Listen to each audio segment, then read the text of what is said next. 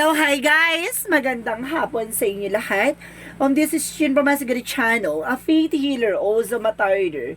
So ngayong hapon, natatagan natin ang sabihin sa inyo ng ating mga gabay. This is a special gabay for the month of January 8 hanggang January 15 for the sign of Cancer. So Cancer, welcome to my channel.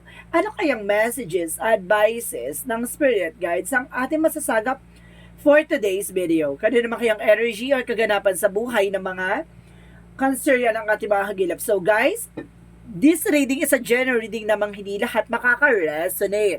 Kunin lamang po makaka-relate sa inyo and comment down below kung kaninong energy ang ating nasagap. And of course, don't forget to like and subscribe my channel and hit notification bell for more videos update. And of course, maraming salamat po sa mga walang sawang pagsuporta sa aking channel, lalo na hindi nag-skip ng ads. Naway pagpalain po kayo ng Diyos at may kapal siksik-liglig na guumapa ang biyayang manambalik sa inyo. And of course, kumapit ka na dahil nandito na ang ayong mensahe para sa ating mga baraha. Angel Spirit Messages, give me an information, clarification. Ano mang hana siya buhay mo, gilapin natin, no? Angel Spirit, give me an information po. So, there's a Queen of Wands. Confidence. So, kailangan mo ng confidence. Baka nawawalan ka na ng kumpiyansa sa sarili mo or either parang nawawalan ka na ng, parang nagkakaroon ka ng doubt or fear sa sarili mo. But of course, the Knight of Swords represent anxiety and deception. So, mag-ingat ka, nagkakaroon ka ng depression or something, sleepless night. Maging aware ha, maaaring nag-overthink ka, being paranoid, distress. So, parang there's a full of negativities na kumbaga pupasok sa isip mo. And of course, there's a the Hangman. And of course, there's a lutang, no? Lutang ka. Or either, kumbaga, there's a pause or something na delays na nangyayari sa iyo. And of course, the King of Wands, there's a Queen of Wands, there's a feminine and masculine energy. The Queen of Wands, King of Wands represents stability and control. Nakontrolin mo yung emotions mo. And of course, may hinakatid na mensahe sa iyo dito ang ating mga angel spirit na may kumbaga there is some messages na you need to take an actions, no? May mga bagay na kailangan mo mag-take ng action or yung iniisip mo, yung mga bagay-bagay na yan, kumbaga alisin mo yung negativity kasi nagkakaroon ng negative outcome. May paalala sa'yo, no? Kumbaga, pansinin mo yung iniisip mo, hindi pwedeng nega kasi nagkakaroon ka ng negative outcome dito or negative attractions. And because there's an 8 of Wands, so there's a fast communication and fast movement. Now, magkakaroon ka ng trouble dito or either a negative or positive. And because there is kumbaga, fast communication dito guys, no? There's some messages or email ka matatanggap and of course, there's a the sun card. Kumbaga, at the end of the time, magkakaroon ka ng inner clarity, no? Kumbaga, there's a positivity and of course, sinasabi dito, magkakaroon ka ng success. And of course, there's kumbaga, ang sun is a represent for enlightenment. And of course, the child represent a revert. And of course, the horse represent a good luck. So, ibig sabihin dito, mayroong, kumbaga, may mga bagay na kailangan mong ilaban para sa iyong kapakanan. So, let's see. What is the Queen of Wands, no? A Queen of Wands represent the Wheel of Fortune. So, there's a good luck coming in for you. Iikot na yung kapalaran, pero, my God. So, ibig sabihin, nasa sa yung decision or nasa yung eksena. So, if you are a Queen of Wands, represent the confident and of course, being a brave person. So, kailangan magkikaroon ka ng, ang Queen of Wands is independent. So, ibig sabihin to ay napakatapang at diba? Napakatibay nitong tao na to, no? Na kaya niyang proteksyonan at pangalagaan yung grounds niya. So, you need to take an action for this. Na you need to be aware sa iniisip mo, no? Magdadala yan sa'yo ng hindi magandang eksena kung negative yung iniisip mo. And of course, the Wheel of Fortune is here. There's a signals na parang there's a good luck and there's a good fortune coming in for you. May magandang mensahe sa'yo natin to. Ang the Wheel of Fortune. So, let's see what is the Knight of Swords. Because there is an 8 of Swords. I told you, di ba? Yung anxiety nito, yung deception nito, or depression, kumbaga yan, no? Dahil yan sa iniisip mo. Negative thoughts, no? And of course, nasabi sa lakasan mo yung pakiramdam mo. Maging aware ka sa iniisip mo kasi kumbaga, mag-a-attract yan ng puro negative at yung maghahata ka ng negative energy. Magkukos yan ng delays and cancellations or yung mga pag breakdown ng mga plano mo sa buhay. Kumbaga, lahat ng mga bagay-bagay na masisira na sa'yo kasi kumbaga dahil nahahatak na siya ng mga negatibo mo or pagiging negative mo. So, let's see what is the Hangman. So, the Hangman is the Emperor. Be mature enough and being grounded. Iwasan mo na yung pag-iisip ng nega. And of course, the Emperor is a power and of course, strict person na parang, di ba, titignan mo yung magiging possibilities yung itong ikaw ay, kumaga sinasabi yan dito na maging mature ka sa sarili mo na wag ka nag-iisip ng nega. Kumaga, kailangan maging mature ka, titingnan mo yung magiging kapakanan mo or possibilities or something, kumaga life purpose mo, di ba? So, let's see what is the King of Wands. So, there's the Moon card. So, the Moon represents a truth reveal. A Moon represents a dream coming true. A Moon card represents an intuition.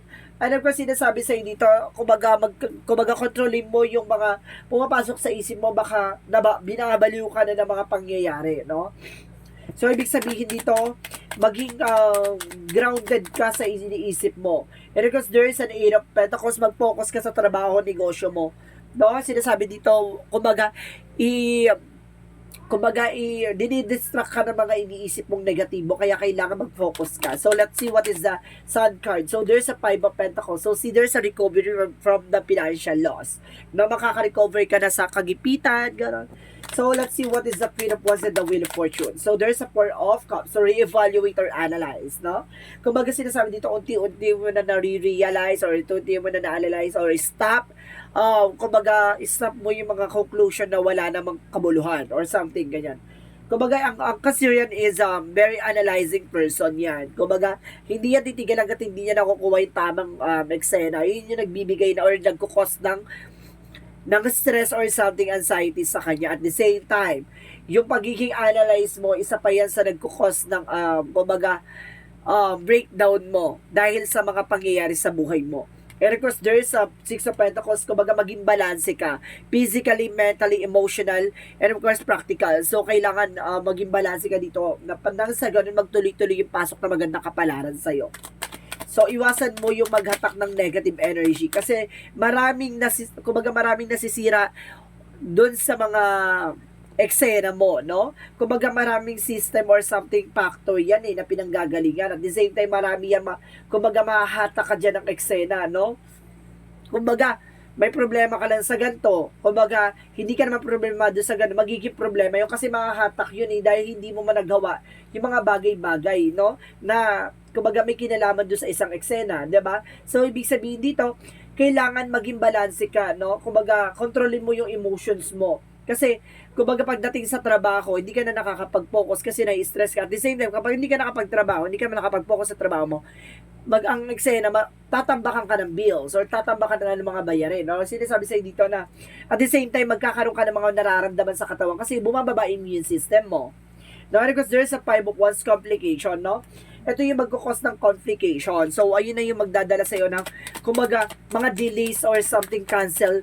And of course, problema na ng problema hanggang sa ma-down ka na sa problema. And of course, there's a magician for manifestation. Dapat marunong ka mag-manifest ng mga bagay-bagay na gusto mo. 'Di ba? Kumbaga, minsan kasi may gusto ka i-manifest, pag hindi mo nagawa, masyado ka na de-depress. So, sinasabi, some of you guys, dapat may may first option, second option, may third option. But there is a plan A, plan B, plan C. Walang pinagkaibang gano'n. Kumbaga, sinasabi sa'yo dito, kailangan may mga option ka na sa gano'n. Kung hindi mo matatagumpayan yung isang plano, may mga second backup ka na plano, 'di ba? Kasi ang ending kasi dito, kapag hindi ka na, kumbaga, nai-stress ka, no. Alisin mo yung ganyang attitudes mo.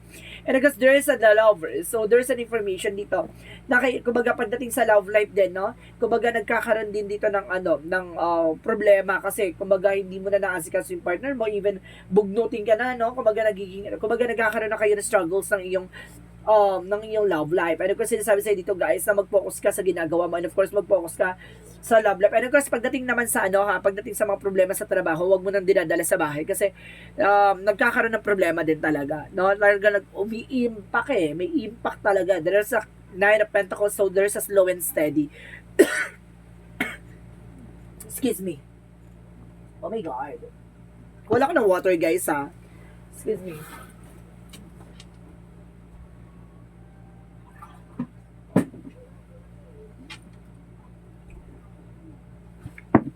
Okay. So, sinasabi dito guys, no? Panatiliin mong kalmado, no? Panatiliin mong, kumbaga, hindi man madalian, pero sinasabi sigurado. Ayun yung sinasabi na slowly but surely. So, let's see what is the outcome. Ang pinaka-outcome for you is the Queen of Swords. There's a bigger future of yourself. Daw tinitingnan mo yung sarili mo kung saan ka, kumbaga, kung 5 years from now or 10 years from now, kung ano na yung situation mo, kumbaga, bigyan mo yung sarili mo ng motivations na dapat sa ganitong sitwasyon, no? Iwasan mo na yung pag-iisip ng negative kasi magtuloy-tuloy yung magandang eksena sa'yo. Kumbaga, isipin mo yung sarili mo in a good things, hindi sa bad things, no?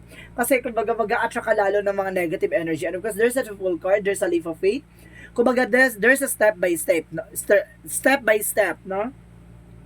May mga bagay dito na kailangan mong antayin, may mga bagay na kailangan mo muna dumaan sa tamang proseso, hindi naman yan minamadali at hindi naman yan wala ditong parang madali ang eksena, no? Ibig sabihin, kailangan mo dumaan sa tamang proseso. Page of Cups na makinig ka sa intuitions mo, no? Makinig ka sa gut feeling mo.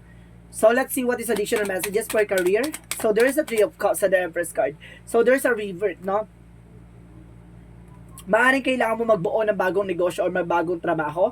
And the Three of Cups is a celebration, no?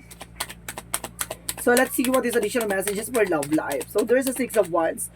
So, magkakaroon ka ng, kumbaga, pang matagalang relasyon dito. And because there is a Six of Wands or victory. And the Ten of Pentacles is a long-term success and long-term investment and long-term relationship. So, ibig sabihin, pagdating sa relasyon pang matagalan, no, there is a commitment is being tested. So, let's see additional messages for health. For your health, there is a Seven of Cups, no?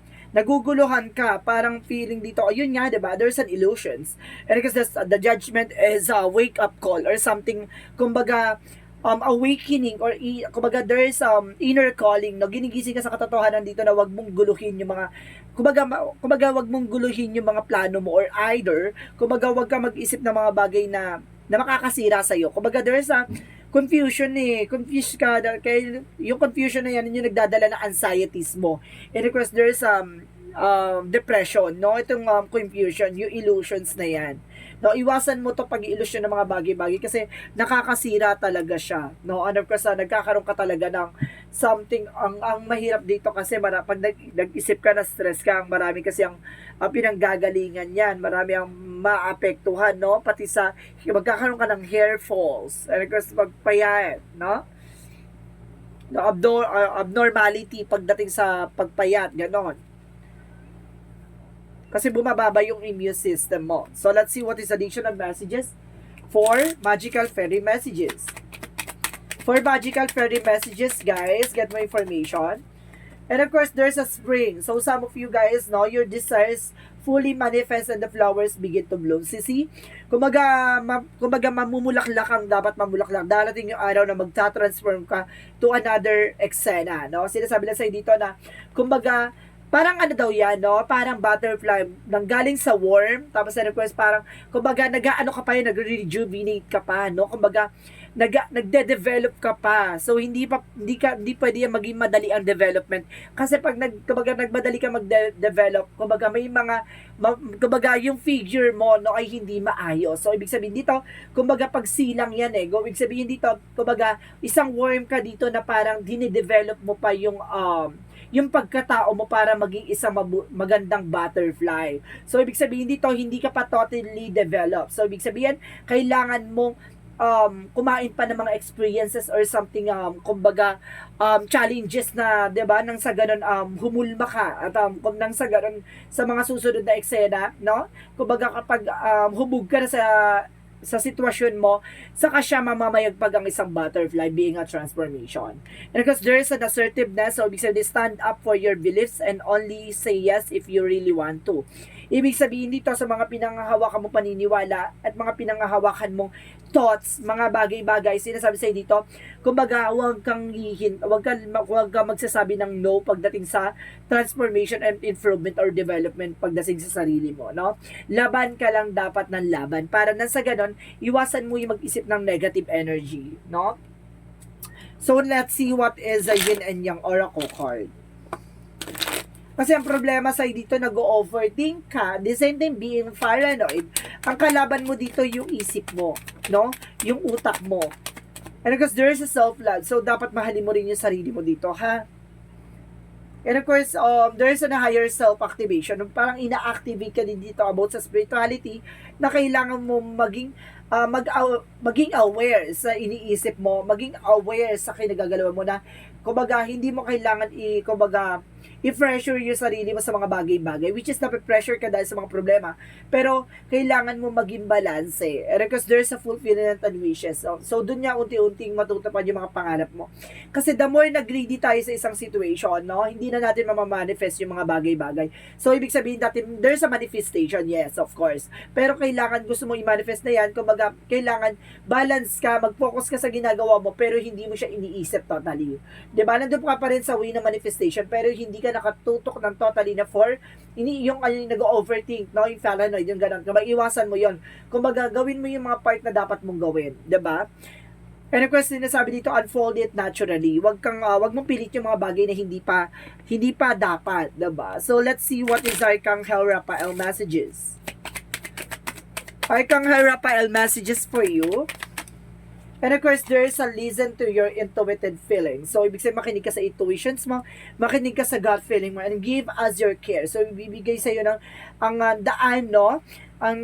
Tutulungan ka ng ating angel spirit para maalis yung takot at pangamba mo, no? Para, kumbaga sa mga pagdadaanan mong eksena, hindi ka na mangangamba, 'di ba? Kumbaga natatakot ka na ulit sumugal, natatakot ka na ulit gumawa ng hakbang kasi parang 'di ba na trauma ka na sa situation. So ibig sabihin dito, gamitin mo yung intuitions mo para makita mo ang tamang daan patungo sa tagumpay. There's a broken heart. So some of you, there's a pain talaga na naranasan mo from the past na kumbaga hanggang ngayon bit-bit mo pa. And of course, there's a broken heart na kumbaga a broken heart for kumbaga sa feelings ng tao or some of you, I think this is the rejection, no?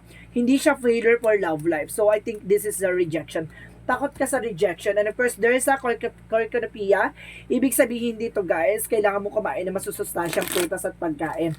Like at fruits and vegetables, no? Nasa ganun tumaas yung immune system mo. And because there's a teacher guardian, so kumbaga may mga gumagabay sa'yo, no? And because there's a yellow by personal power. May kakayanan ka eh, no? Kumbaga i-adapt mo or something, kumbaga i-enhance mo, no? Or pag-aralan mo nang sa ganon matulungan mo yung sarili mo, 'di ba?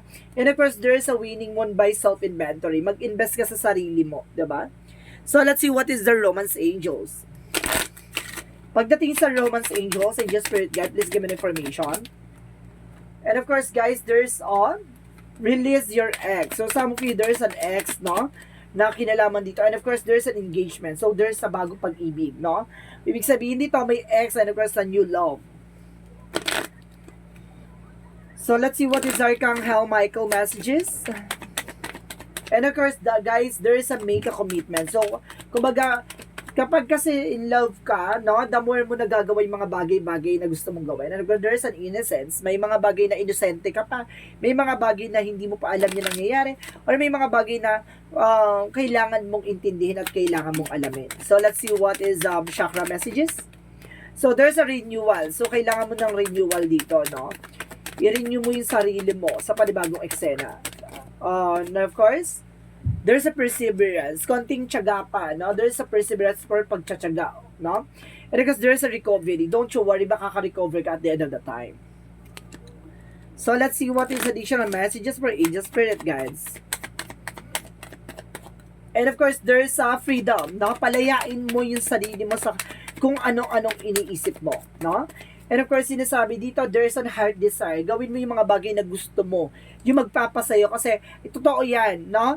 Yung, laughter is the best medicines. Totoo yan. Kasi, the more na-inspire ka, the more na parang, nagagawa mo yung mga bagay-bagay sa paligid mo. No? And of course, masaya ka, nagdudulot yan din ng magandang outcome. And of course, there's a failure. May mga bagay dito, there's a lot of mistakes na nagawa mo, pero it's an opportunity to learn. Diba?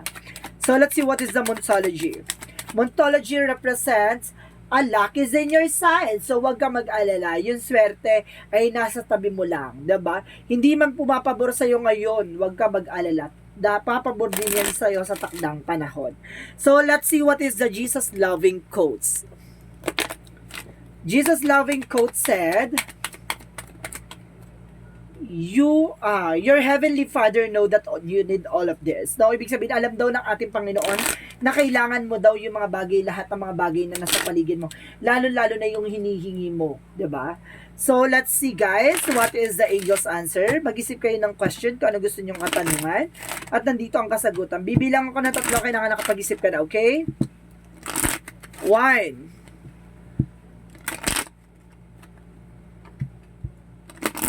2, 3. Angel Spirit, please give me information. Angel's answer. Give me an answer for the question. Okay. Get me more pa po. Okay, get more information daw, no? Kailangan makakuha ka pa ng mga impormasyon na makakatulong sa'yo. Diba? And of course, there's a reconsider. May mga bagay na kailangan mo i-considera.